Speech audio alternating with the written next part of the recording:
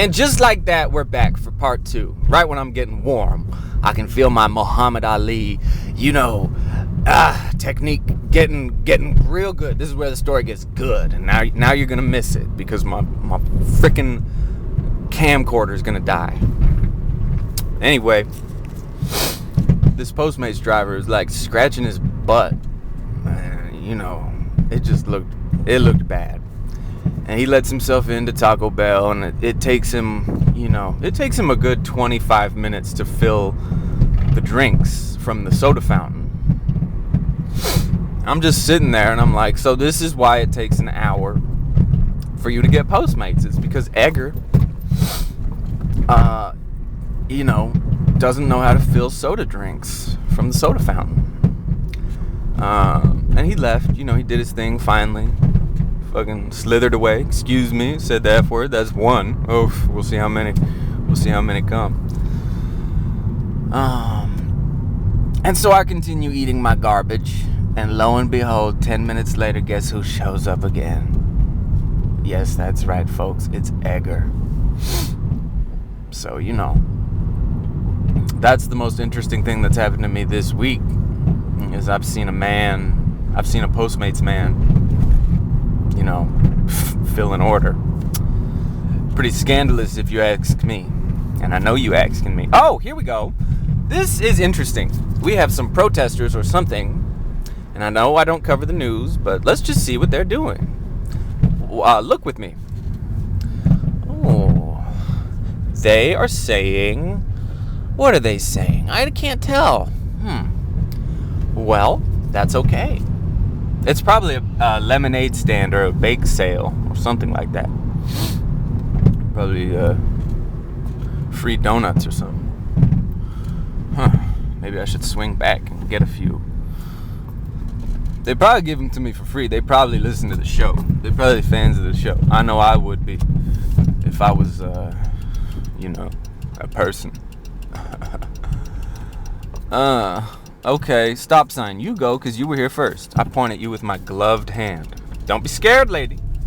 I'm just concealing my identity. Now, if y'all hearing a rumbling, I'm so sorry. Have y'all been hearing the rumbling? Now, I'll tell you what, it's not my stomach. Even though I have been known to make a couple little noises down there, you know what I'm saying? The rumbling, came when I was headed down a gravel road, and that's not a euphemism for anything. I was driving down a gravel road, and I hit a pothole, and ever since then my car's been making a funny noise. And you might say, Jay, why haven't you gotten that fixed? Isn't that dangerous? And to that I say, yes. No, just kidding. I went to the Kia dealership. Oh gosh, that place was a hellhole. I'm so glad I thought of this, because now I can tell you. Kia dealerships never go. If you have a Kia and your car needs something, just light it on fire and roll it into the street and let it explode. Because a Kia dealership is somewhere you never want to go. You just don't. Everyone in there seemed like they'd been served, meth to eat. And they were forced to consume their meth food before they were allowed into the dealership. There was a lady who was screaming at the customer service representative about not being able to find her car keys after she gave them to the mechanic. And lo and behold, they were in the ignition in the car. And I had to wait in the kids zone, which is what it's called. Well, I didn't have to wait in the kids zone, but that was the only place there weren't any meth zombies, I'll tell you what. But, I went to the Kia dealership, I waited in the kids zone, and I got everything checked out on the car, alright? I might be, I don't know what I am. I might be dumb, but I'm not irresponsible. And the guy told me that it would be a pretty penny to fix it, and I said, "Sir!" And I grabbed him by the throat with my big toe, and I said, "Listen! is this dangerous to drive in? And he said, no. And I said, thank you, sir. That's all I needed to know. So just know, as you're watching the show, that my car is not dangerous. It's just, it makes a loud sound. And again, if you can't deal with that, if all this is too much information for you, you better just pack your bags and head out, as they say. As I tell my children when it's time to leave for bowling practice, I say, kids, pack your bags and roll out. And in unison, they all scream because they know what's in store at bowling practice. They have to make bowls. Yeah, you thought I was talking about the competitive sport of bowling? Well, think again. Because I force my children to go to pottery class, and I make them construct bowls. Because Father Jay can never have enough cereal bowls. Let me tell you what. I have been known to suck down some cereal. What's y'all's favorite cereal? I love that I can interact with my large audience now. Put it in the comments. Do it right now. Do it right now. What's your favorite cereal and why? You remember that in school? You'd have to answer a question, and then they say, and why? Well, can I just tell you what?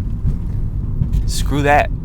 Let me just tell you a little something about what a little a-hole I was in school. Oh, all the memories are coming flooding back. You guys are so lucky you get to hear this now. I can't remember what grade it was. It must have been first or second grade. When I was just a little Jay, before I hit my growth spurt, and grew into the, nearly 7 foot tall being that I am today. I was just a little Jay, and I was in class. It was like the first week back from summer vacation. Who remembers those? Shout out to summer vacation and having a real childhood, because you grew up, before the whole world was, insane. What was I saying? Oh, yes. So there I was. Excuse me, got a little distracted. There I was sitting with my little notebook. We each had a notebook. And it was like journaling time, where they force you to journal. And let me just start by saying I hate that, and that's a terrible idea. And whoever came up with forced journaling should be fed to the pigeons. Because if you don't have anything to say, this is so ironic that I'm saying this. If you don't have anything to say, you should just shut up. It's not like anyone needs 20-minute long videos of you rambling about nothing. Or, nobody needs 10 pages of writing about nothing. If you don't have anything to say, don't force the children to write. Just let them sit there quietly and let them reflect on their little lives that they've had so far. But anyway, this teacher was coming around with a stick. No, she wasn't. But they said, hey, Jay, you need to write. And I was like, I didn't know you could just tell adults to go climb up a tree if I really want to be inappropriate. So, I complied. I said, okay. I started writing. They wanted you to write about what you did over the summer or what you loved. And I remember putting 17 O's in my love. So I'd be like, I love to, put sand in my diaper for fun. That kind of thing. And I'd take up half the page with, pointless letters. And all the other stupid ass kids, they were writing, me and the family went to Lake Tahoe and we kayaked and it was so fun, and mother gave birth to my sister while we were there, and it was beautiful. It was a natural water birth, and I got to, shut up! Kids don't have that interesting of a life. I don't need to hear about that crap. And the bare minimum, the teacher said, the bare minimum you have to write is 2 pages. So what do you think Jay did? Jay wrote 2 pages because you had to finish before you go to recess. And I remember getting crap for that at the front door. I was leaving, and they checked my journal, and they said, oh, Jay, you only wrote 2 pages. I said, yeah, lady, that's what you said. And they said, that's the bare minimum. You're okay with doing the bare minimum? I said, yes, obviously. And then I went to recess. And they were just so shocked. I remember the look on their face. They were like, oh, he's going to be trouble when he grows up. But he does the bare minimum. It's like, man, don't even get me started. Well, you know what? I'm glad that my camcorder didn't die. I made it to my destination. It's so fun talking to y'all again. I just hope you have the best day. No diarrhea or anything to happen to you. Okay, goodbye.